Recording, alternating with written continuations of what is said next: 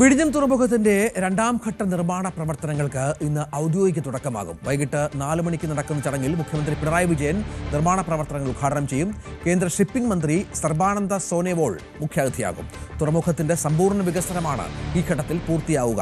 2028ഓടെ നിർമ്മാണം പൂർത്തിയാക്കി വിഴിഞ്ഞം പൂർണ്ണ സജ്ജമാകും. ഡാൻ കുര്യൻ വിവരങ്ങളുമായി ചേരും. ഡാന്, മനസ്സിലാക്കുന്നത് 10,000 കോടി രൂപയുടെ നിർമ്മാണ പ്രവർത്തനങ്ങൾ, അതിനുള്ള എല്ലാ തയ്യാറെടുപ്പുകളുമാണ്. വലിയ വികസന പദ്ധതികൾ, കൂടുതൽ കപ്പലുകൾ വരിക, അങ്ങനെ തുറമുഖത്തിന്റെ പ്രതിച്ഛായ മാറാൻ പോവുകയാണ്. എന്തൊക്കെയാണ് പ്രതീക്ഷകൾ?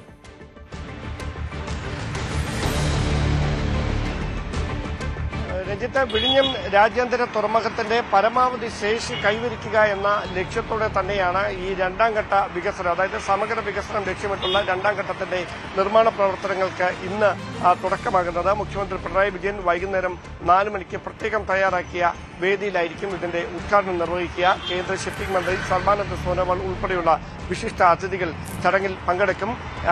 വലിയ ഒരു പ്രത്യേകം തയ്യാറാക്കുന്ന ഒരു വേദി അവിടെ സജ്ജമാക്കുന്നുണ്ട് ഈ ഉദ്ഘാടന ചടങ്ങിന് വേണ്ടി. എടുത്തു പറയേണ്ട കാര്യം, 10,000 കോടി രൂപ ചെലവിലാണ് ഈ രണ്ടാം ഘട്ടത്തിന്റെ നിർമ്മാണ പ്രവർത്തനങ്ങൾ നടക്കാൻ പോകുന്നത്. ഒരുപാട് സവിശേഷതകൾ, അതായത് ഈ ഉദ്ഘാടനം കഴിഞ്ഞ് ഇതിനോടകം ഏതാണ്ട് 710 കപ്പലുകളിൽ നിന്നായി 15,19,000 കണ്ടെയ്നറുകൾ കൈകാര്യം ചെയ്ത് കഴിഞ്ഞു വിഴിഞ്ഞം രാജ്യാന്തര തുറമുഖം. അവിടെ മൾട്ടിപർപ്പസ് സ്വഭാവത്തിലുള്ള ബർത്ത് നിർമ്മിക്കുക എന്നതാണ് ഈ രണ്ടാം ഘട്ടത്തിലെ ഏറ്റവും പ്രധാനപ്പെട്ട കാര്യം. അതോടൊപ്പം നിർണായകമായ മറ്റ് ചില, അതായത് railway yard, liquid terminal, tank farm തുടങ്ങിയവയും രണ്ടാം ഘട്ടത്തിൽ ഉൾപ്പെട്ടിട്ടുണ്ട്. എന്തായാലും 2028ഓടെ ഇതിന്റെ നിർമ്മാണം പൂർത്തിയാക്കി പരമാവധി ശേഷി കൈവരിക്കുക എന്ന ലക്ഷ്യത്തോടെയാണ് ഈ രണ്ടാം ഘട്ടത്തിന്റെ നിർമ്മാണത്തിന്റെ ഉദ്ഘാടനം ഇന്ന് നടക്കാനിരിക്കുന്നത്. എന്തായാലും വലിയ പ്രതീക്ഷയോടെ തിരുവനന്തപുരവും കേരളവും നോക്കിക്കാണുന്ന ഒരു പദ്ധതിയാണിത്.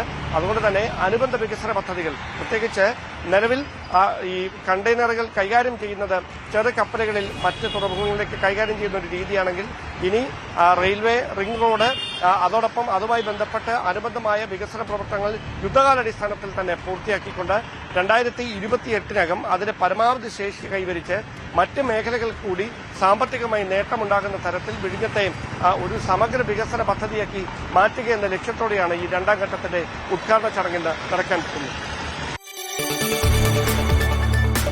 കൂടുതൽ വാർത്തകൾക്ക് News 18 Keralam YouTube channel subscribe ചെയ്യുക.